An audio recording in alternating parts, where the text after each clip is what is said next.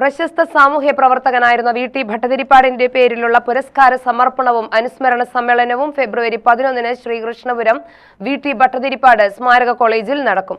ആരോഗ്യരംഗത്തും കലാ-സാംസ്കാരിക രംഗത്തും നിസ്തുല സേവനം നൽകിയ ഡോക്ടർ വി.പി. ഗംഗാധരന് പുരസ്കാരം സമ്മാനിക്കും. 25,001 രൂപ പ്രശസ്ത പത്രം, ഫലകം എന്നിവയടങ്ങുന്നതാണ് പുരസ്കാരം.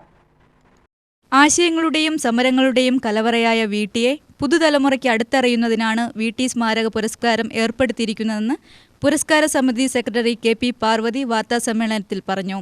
എം.എൻ. കാരശ്ശേരി, മഹാകവി അക്കിത്തം, കെ.പി.എസ്. ലളിത തുടങ്ങിയവർക്കായിരുന്നു മുൻകാലങ്ങളിൽ പുരസ്കാരം നൽകിയത്. ജാതിമത സംഘടനകൾ പിരിച്ചുവിടണമെന്ന നവോത്ഥാന സന്ദേശം നൽകിയ വി.ടിയെക്കുറിച്ചറിയേണ്ടത് കാലഘട്ടത്തിന്റെ ആവശ്യമാണ്. കടമ്പഴിപ്പുറം നാട്യശാസ്ത്ര രക്ഷാധികാരി ദിലീപൻ അനുസ്മരണ പ്രഭാഷണം നടത്തും.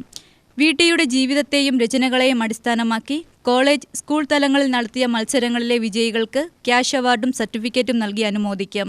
വി.ടി. സ്മാരക സമിതിയുടെ നേതൃത്വത്തിൽ നിരവധി വിദ്യാഭ്യാസ സാമൂഹിക പ്രവർത്തനങ്ങൾ നടക്കുന്നുണ്ടെന്നും പാർവതി പറഞ്ഞു. പാലക്കാട് ജില്ലയിലെ ശ്രീകൃഷ്ണപുരം മണ്ഡലത്തിൽ ആണ് ശ്രീകൃഷ്ണപുരം വി.ടി. ഭട്ടതിരിപ്പാട് കോളേജ് സ്ഥിതി ചെയ്യുന്നത്. 1982-ൽ ശ്രീശങ്കര ട്രസ്റ്റിന്റെ കീഴിലാണ് ഈ സ്ഥാപനം പ്രവർത്തനം ആരംഭിച്ചത്.